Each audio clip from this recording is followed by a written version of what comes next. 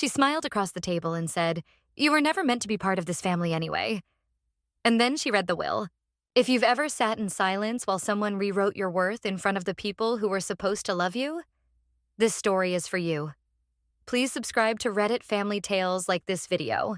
If it touches something in you and leave a comment from the heart, your voice deserves to be heard. I don't remember the exact moment I stopped expecting anything from my family. I only remember the slow drip of disappointment like a faucet that never quite shuts off. It started when I was a child, standing in the kitchen doorway while my mother and sister giggled over birthday plans I had turned 10 that week. The cake never came. My name is Marielle. I was the second daughter, the one with quiet eyes and a serious face, as they like to say. Claire, my older sister by 2 years, had the kind of beauty that made people stop talking. Blonde, charming, confident. She had a way of pulling all the light in a room toward herself while I disappeared into the shadows cast behind her. Our parents never said it out loud, but favoritism has a tone. It's the sound of their laughter at her jokes. The special errands my father would run for her without complaint. The gentle way my mother would fix her hair before every school photo. When I asked for help, there was always something else. Something more urgent. Something that wasn't me. Still, I loved them. I kept trying to earn a place at that table with my grades, my chores, my willingness to say yes to things no child should be asked to do. I walked Claire's dog every morning. I covered for her when she snuck out at night. I helped clean up her messes even when they came with bruises. In high school, she crashed my car the day after I bought it with my own part-time job savings. My father didn't punish her. Instead, he asked me why I wasn't more generous. "You two need to stick together," he said. "Family comes first." I believed him even as I paid for the repairs with my college fund. When our mother got sick, I was the one who stayed. Claire flew in once for a single night wearing a cashmere coat and perfume that smelled expensive. She left before breakfast. I bathed. Mom changed her dressings, held her hand when she forgot where she was. No one noticed. They sent Claire flowers for her visit. After Mom died, something shifted in me. I didn't stop loving them, but I stopped chasing them. I built a quiet life. Worked at the library, rented a small apartment with creaky floors and a balcony that caught morning sun. I made peace with being invisible, or so I thought. Then the letter came from the family lawyer, Edward Green, an invitation to my father's will reading. He'd passed suddenly a heart attack in his sleep. I hadn't seen him in over a year. I almost didn't go, but something told me Claire would, and I needed to see what I'd been written out of or into. The will reading was held in a mahogany-paneled conference room at Green and Adler, tucked inside an old brick building downtown that smelled faintly of tobacco and old books. The chairs were high-backed and stiff, like they expected us to sit upright in our grief. Claire arrived 10 minutes late in designer heels, sunglasses still on, holding a latte, as if she'd wandered in from a boutique instead of our father's funeral. She air-kissed Edward, then turned to me. "Oh, Marielle, you made it," she said. Like it was a surprise, like I was a guest, not family. I nodded but didn't speak. I had nothing to say to her, not after the last time we spoke 2 years ago when she accused me of manipulating Mom into changing her healthcare proxy. I'd hung up the phone shaking.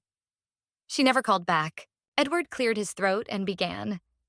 His voice was steady, practiced. He read the preamble with a lawyer's detachment. Being of sound mind, distribution of assets, last will and testament. But I couldn't concentrate. I was watching Claire's mouth curl upward at the edges. She looked like someone waiting to be crowned. Dad had money. Not empire money, but enough, a house in the suburbs, a pension from 30 years in municipal planning, 2 vintage cars, and a collection of war memorabilia that he dusted more than he hugged me. He also had a life insurance policy worth just over $600,000 I knew because I helped him sort the paperwork once. Before he told me he'd rather have Claire explain it next time. She gets that stuff better. Edward read the smaller bequests first. The cars to Claire.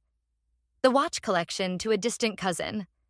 A few token donations to a veterans organization and his high school alumni fund.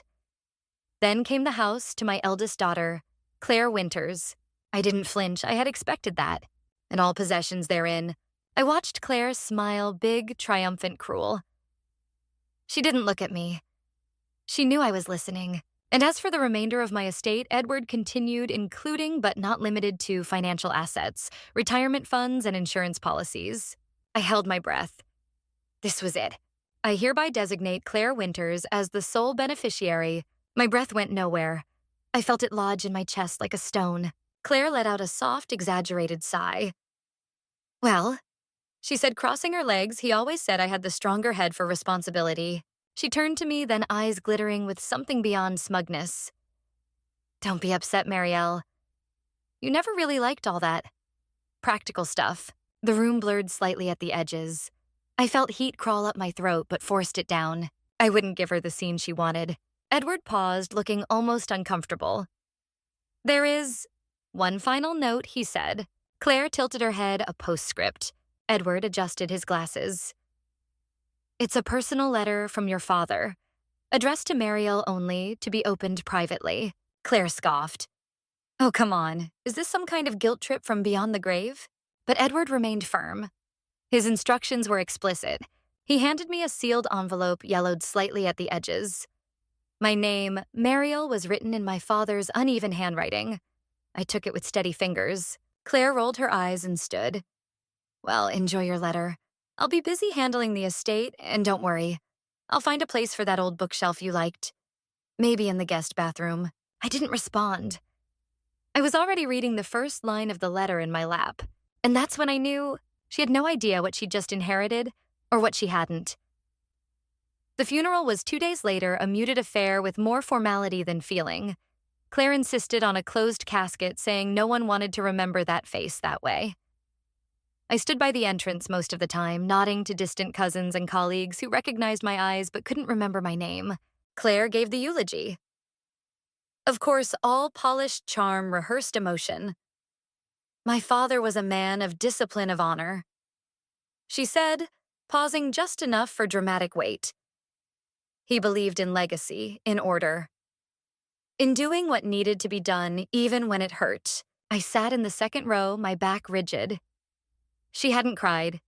Not once. And when she looked at me while saying the word discipline, I understood that she was crafting a narrative, one where she was the natural heir, the daughter who understood structure, who bore responsibility with grace. She ended with, and I hope wherever he is, he knows I will carry forward everything he stood for. That got her polite applause. The will reading had been quiet, controlled private, but the reception that followed, that was where things began to unravel. It was held at the house, our childhood home now, legally hers. She'd already begun redecorating. The floral wallpaper Mom had chosen decades ago was stripped. Family photos had been rearranged. Claire in the center of every frame. I was cropped out in one. Literally. She wore a tailored navy dress and silver earrings. Her makeup flawless, her posture perfect. I walked through the rooms like a guest, tracing old ghosts with my fingertips the edge of the dining table where I used to do homework. The staircase I once fell down during a fever. I didn't speak much. People barely noticed, until I did something unexpected. I cleared my throat and tapped a glass the way people do before giving a toast. It was unplanned but necessary. Heads turned. Conversations hushed. I saw Claire from across the room. Her smile froze just slightly. I know today is about remembrance. I began my voice steady, quiet, and I want to honor that I do. But I also want to speak plainly just once. I held up the letter. My father left me this. Claire's expression didn't change, but her fingers curled slightly at her side. I won't read all of it. It's personal. But there's something in here that I think some of you should hear. I unfolded the paper. My heart wasn't pounding. Oddly, I felt calm, like I'd stepped outside of time. He wrote, I know you always thought I favored Claire. You weren't wrong, but it wasn't because I loved her more. It was because I didn't think you needed me. There was a pause in the room. No one moved. I continued. He said, you were strong in ways I never was.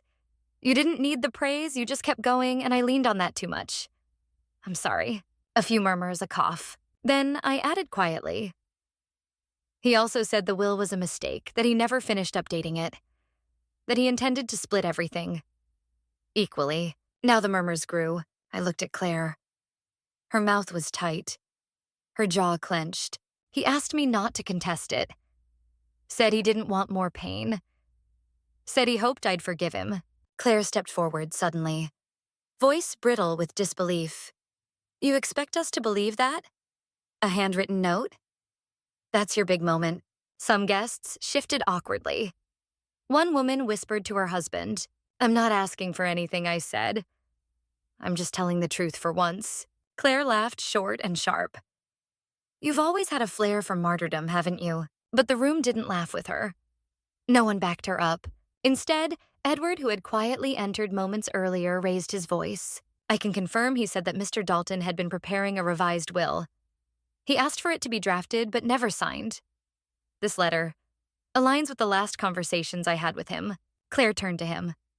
You never told me that. Edward met her gaze coolly. He asked me not to, and just like that, the ground shifted. Claire stood there frozen. Her face, once polished and composed, now bore the faintest cracks. The twitch in her jaw, the widening of her eyes, the way her hand instinctively went to her necklace, as if it could steady her. This is ridiculous, she said, her voice thinner than before. A letter isn't legal. You can't just walk in here and rewrite the past with a piece of paper and a sob story. Edward didn't flinch. You're right. A letter isn't legally binding, but it is admissible as evidence of intent. And in probate court, especially when a new draft was in progress, intent matters. Claire laughed bitterly. Oh, so now everyone's a lawyer. No, I said softly, but Edward is. Silence stretched across the room like a tightening rope. I didn't gloat. I didn't raise my voice. I just let the truth sit where it landed. And then quietly, I added, there's more. I reached into my purse and pulled out a USB drive. Claire's eyes narrowed. What is that? I looked at Edward, who gave me the smallest nod. I had sent him a copy the day before.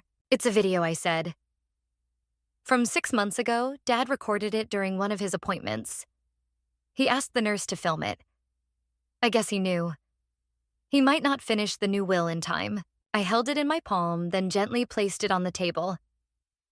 He talks about everything. What he regrets.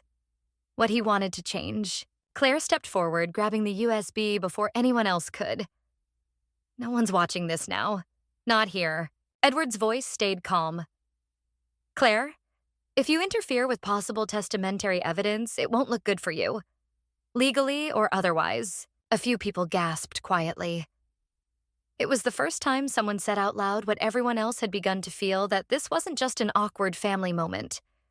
It was something darker, messier, public. Claire blinked. Her grip on the USB loosened and she slowly handed it back. Her fingers were trembling. Edward placed it in a small portable player he had come prepared. Maybe he suspected. Maybe he'd seen too many families crack open the same way. The video began. The image was grainy, but the voice was unmistakable. My father sat in a hospital chair, the lines in his face deeper than I remembered. He looked tired, but there was a strange softness in his eyes, the kind I never got to see in person. If you're watching this, he began. Then I didn't get to fix it the right way. He took a breath. I know I failed Marielle. She carried the weight. No one saw, and I let her. I thought I was being fair by letting Claire handle the big things. The house, the finances. But it wasn't fairness. It was avoidance. Claire always demanded more. Marielle never did. And that was my mistake. I watched Claire's face pale. I want her to have the library account. He continued. And the art collection. She always appreciated quiet things. And if the will doesn't reflect this, then let this video be my voice. He looked straight into the lens. I'm sorry, Marielle. Then the video ended. There was no applause, just stillness. I didn't cry. I didn't need to. I'd already shed every tear in the years leading up to that moment. All I felt now was light, not joyful, not vengeful, just free. Claire turned slowly, searching the room for an ally. There were none, she didn't yell. Not yet. Claire just stood there blinking fast, as if the world had shifted 2 inches to the left and she couldn't catch her balance. People began to move again, softly, subtly. A cousin pretended to check her phone. An old neighbor turned toward the buffet. But the room had changed. That charged silence remained coiled and waiting. Claire turned to me, her voice tight with an almost desperate edge. You waited until today. You could have told me privately. You wanted this. You wanted to humiliate me. I looked at her fully. Not as the golden daughter, not as the untouchable heir. Just as a woman I used to follow around like a shadow, hoping to be seen. No, I said quietly. I wanted the truth to have space, that's all. She scoffed a brittle sound. Don't pretend you're some saint, you've always been resentful. Resentment is what happens. I replied when people are told to stay silent for too long. When they're taught that love is conditional based on how small you can make yourself to keep the peace. I wasn't performing, I wasn't trying to win the room. I was just done. I stepped forward calmly, like someone approaching the shoreline after years lost at sea. I loved Dad. I even loved you in my own way. I wanted so badly to be part of this family, not as a favor or an obligation, but because I thought I belonged. My voice didn't crack. It didn't rise, it just held. But I don't think I was ever really invited. Not as myself. Claire opened her mouth, but I held up a hand. Not to silence her, just to let me finish. And now that I know that, I'm not angry. I'm not here to fight for crumbs. I don't want the house. I don't want your apology. She blinked again, this time slower. Her mouth trembled slightly. I just want you to know I said that your version of the story where you win by being louder, by being cruel, it's not the only one anymore. A beat passed. You can keep the estate. Claire, I said legally, it might still be yours, but you'll have to live with what that means now. You'll have to walk into this house every day knowing what Dad really wanted, who he saw at the end. Claire looked around as if trying to gauge the crowd to calculate if anyone was still on her side. But no one came forward. Not even Edward. And that's when she broke. Not loudly. Not with the spectacle I half expected, but with something far worse. A quiet collapse. She turned, stormed toward the hallway heels, clicking fast against the wood floor. The door slammed behind her. I stood there a moment longer, breathing in the stillness. Someone approached me, an aunt I barely knew. She touched my arm lightly. I always thought you were the one who held everything together. She whispered. We just didn't know. I nodded, unsure how to receive kindness from this family now, but I appreciated the attempt. One by one, people started to leave. No dramatic exits, just quiet dispersal like fog lifting from a shoreline after a long storm. I found myself alone in the living room, eventually standing in front of the fireplace. There still untouched was the photo I thought she had thrown out, one of the few where I stood in the middle. Dad's arm draped around my shoulder. Maybe she forgot to crop that one. Or maybe something in her couldn't. I didn't rush to leave. I stayed a little longer after everyone was gone. Not to make a statement, but to sit with the quiet. The living room still smelled faintly of lemon polish and old wood. I walked over to the bookshelf Dad built when I was 14. Claire once called it uselessly heavy, but I used to run my fingers along its edges every morning on my way to school. It was still here, tucked into the corner, forgotten. Like me until now. I sat down on the old armchair he used to fall asleep in during late news hours. For the first time, I didn't feel like a visitor. I didn't feel like someone trespassing in a house that never had a place for her. I felt grounded. Claire didn't call me after that day. Not in the weeks that followed. Not even when probate officially acknowledged the letter and video as supplemental intent, triggering a formal review of the estate, Edward took over from there. His tone with me was gentle but clear. This wasn't going to be a fight unless I wanted one. I know you said you didn't want a contest, he told me. But the law gives you the right. I told him I wasn't interested in dragging it out. I didn't need the house or the money. Not anymore. But the library trust Dad mentioned in the video. The small investment account he'd opened in my name years ago and left dormant that I accepted. It wasn't about value. It was about being acknowledged. A month later, Claire sent me an email. No greeting. No apology. Just, I hope you're happy now. Everyone thinks you're the victim. You always played that role well. I didn't reply. What could I say that would reach her through the walls she'd built around herself? Anger was her inheritance. She could keep it. Meanwhile, something odd began to happen. People started reaching out. A cousin I hadn't seen in 10 years sent a message saying, I didn't know what you'd been carrying all those years. I'm sorry I never asked. Another relative, an uncle who once forgot my name at a wedding, forwarded me an old photo of Dad holding my hand at a baseball game. He was proud of you, he wrote. It was strange, bittersweet, but not empty. I donated part of the trust money to the town library. In Dad's name. When the librarian, a woman who used to babysit me, read the dedication plaque aloud, I stood quietly in the back of the room. A small group clapped. Someone said he'd have liked this. Maybe he would have. Maybe he finally saw me in his own flawed way. And Claire. She kept the house, but word got around. The family wasn't unkind to her exactly, but something in the air had shifted. Invitations stopped coming so easily. Her name didn't rise to the top of conversations anymore. People still smiled, but they didn't admire, because now they knew that beneath the perfect teeth and tailored clothes was someone who took everything and still felt like nothing was enough. I didn't need to watch her fall. I had already risen. Spring arrived late that year, slow and shy. The kind of spring where the cold lingers in the wind, but the sun insists anyway.